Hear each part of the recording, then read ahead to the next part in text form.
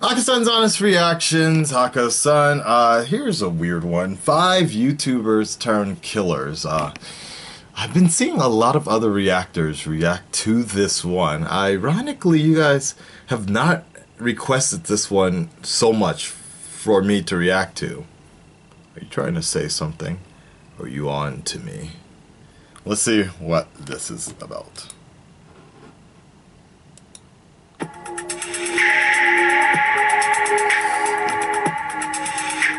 What if I see someone I know? That these YouTubers are turned into killers and that we can watch their descent into madness through their videos. Welcome to 5 YouTubers turned killers. Number 5.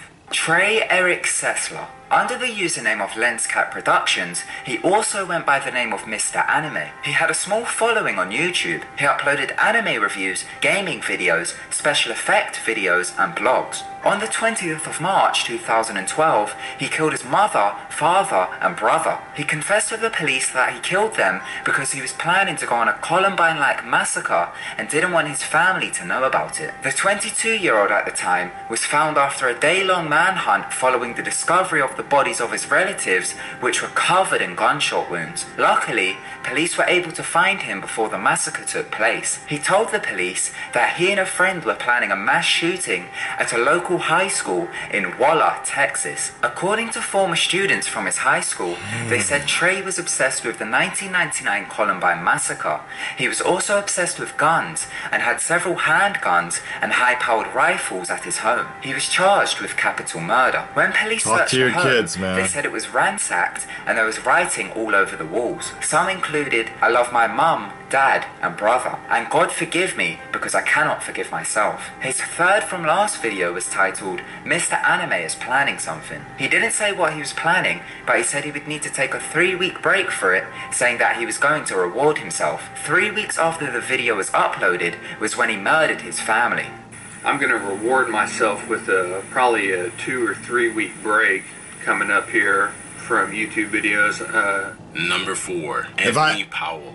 Using the username The Prodigy Tony 48, he would make hateful videos towards black women and atheists. He had a video titled "Black Women Don't Deserve Respect." Some of his videos had a fair amount of views, but were met with many dislikes and angry comments. In April of 2009, Anthony murdered another YouTuber by the name of Asia McGowan.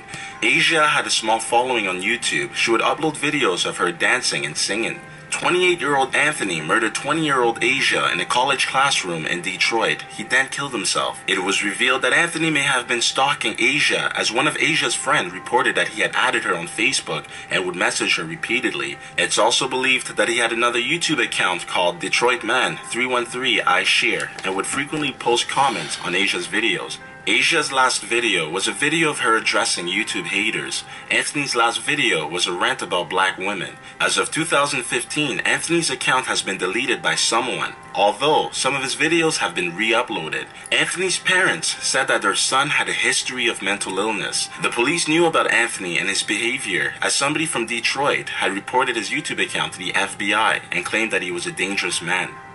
Number 3. Pecha Eric, otherwise known as the YouTube Killer, he went by the username Sturgeist89. He had over 130 videos uploaded. He would mainly upload videos bashing all different religions, such as Christianity, Islam, and Judaism. He would also upload hateful videos about God and videos of him shooting guns in the woods. In some videos, he described himself as a social Darwinist who would eliminate all who he sees as unfit. On the 7th of November 2007, 18-year-old Pecha went to Jokla High School in the town of Tuusula, Finland. Armed with a semi-automatic pistol, he killed 8 people. I know this is a minority of YouTube, but at the same time, a video titled Jokla High School Massacre 11th if some of the signs are there, some people should really look into that shit. Transition to a picture of him holding a gun.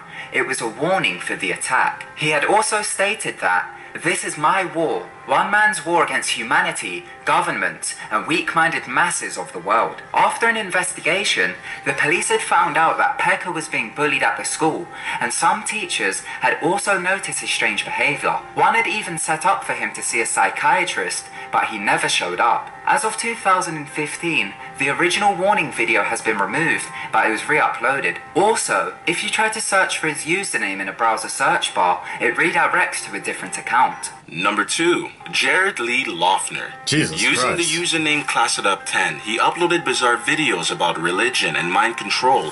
He also had videos about a new currency that he created. Has a lot to do He has with a small following, but his videos have large number of religion views. sometimes. These only came after the horrific acts he had committed. On January 8th, 2011, he shot and killed 6 people, including a judge and a 9-year-old girl. He also shot and injured another 13 people. It all took place in a supermarket parking lot in Tucson, Arizona. His target was Gabrielle Giffords, an American politician who represented Arizona 8th Congressional District. Jared managed to shoot her, but didn't kill her. However, she did suffer a severe brain injury. After a police investigation, it was found out that Jared was a conspiracy theorist and was obsessed with them, especially the movie Zeitgeist. It was only found out that he was somewhat of an alcoholic and would frequently smoke salvia. Months before the shooting, his parents became increasingly alarmed at his behavior. They disabled his car every night and also confiscated his guns. In 2012, he pled guilty to 6 counts of murder and 13 counts of attempted murder. His videos are still available to watch on his channel. Number 1. I don't understand. Why would YouTube even... Under the There's username this fucker. Elliot We all know he him. uploaded regular style short vlogs. He had a decent amount of subscribers. His final videos took a strange turn. Some were titled, "Why do girls hate me so much?" and "Life is so unfair because girls don't want me." In them, he would describe how lonely and miserable he was and complain that no beautiful girls ever gave him a chance. On May 23rd, 2014, Elliot killed 6 people and injured 14 others in Isla Vista, California. He then committed suicide. The attack began when 22-year-old Elliot stabbed 3 men to death in his apartment. He then drove to a sorority house and shot 3 students, killing 2. He then drove to a deli and shot to death a male student. He then got in his car and began to speed through Isla Vista and started randomly shooting pedestrians. He then began to get chased by the police. A gun battle ensued, and the madness finally came to an end after Elliot crashed his car and the police found him dead with a self-inflicted gunshot wound to the head. On the day of the rampage, Elliot uploaded a video to YouTube titled Elliot Rogers Retribution. In it, he discussed the details of his upcoming attack and his motivations. I remember. He said he was doing it as a punishment towards women for rejecting him. He also said that he has a desire to punish sexually active men for living a better life than his. The video had been deleted from his YouTube page shortly after, but many of his videos still remain on his channel, including 5 that he uploaded on the day of the attack. His videos now have millions of views in response to the horrific event that took place. Thank you so much for watching. If you enjoyed the video, then be sure to give it a big thumbs up. Don't forget to subscribe to keep updated with our videos. Goodbye. You know... That one's hard to take in a lot because I can't really make any jokes about this one. I think a lot of it has to do because I used to work with kids a lot, and and my mom is actually a child psychiatrist as well. My father or stepfather is a teacher as well. My brother works. We all work in education, so it's hard because we're always looking for signs. And even with the comments and trolls that I see, like I try not to rifle up trolls too much sometimes and comments because, you know, my channel gets a lot of hate for many reasons. And you know, the thing I always tell people, especially on Twitter, when I just kind of like talk about some of these crazy comments I get sometimes, is like, sometimes these kids just need hugs, basically. They just need to feel some sort of acceptance, and they're defending somebody, or they're defending their point of view because they need something to believe in. The same reason why people join gangs, or the some reason why people turn to religion.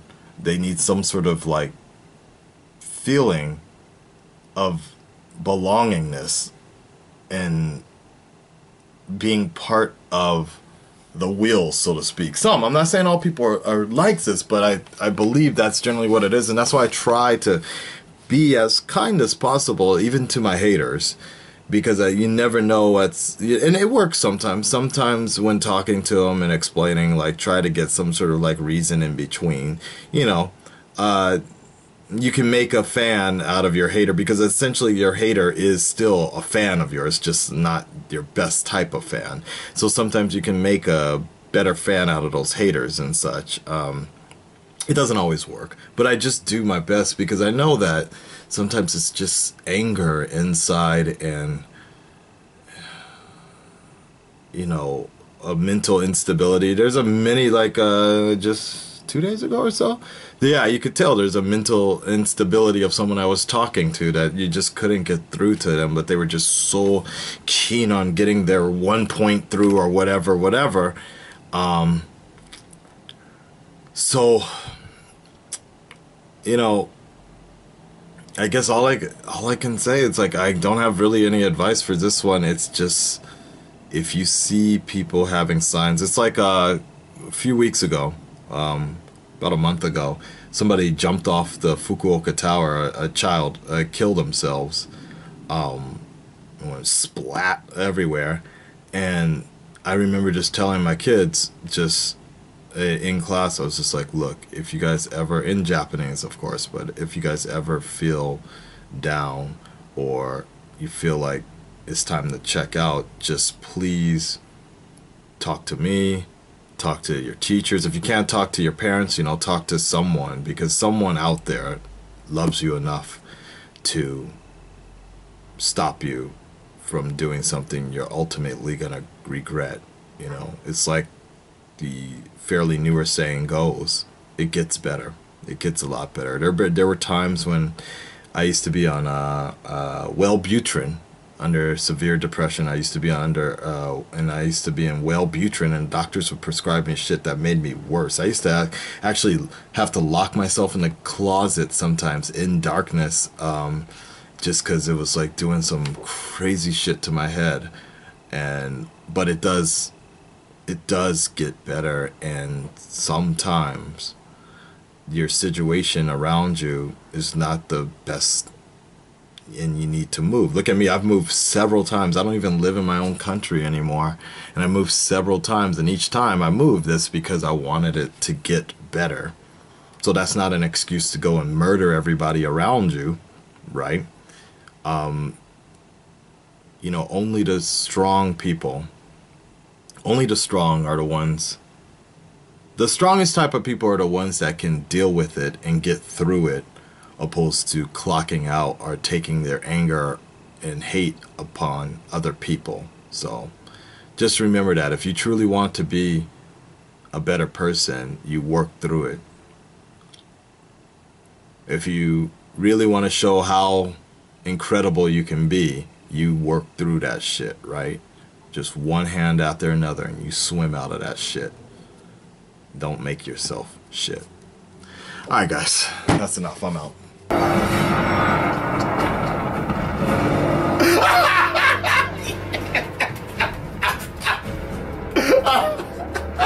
Oh shit! Nothing is impossible!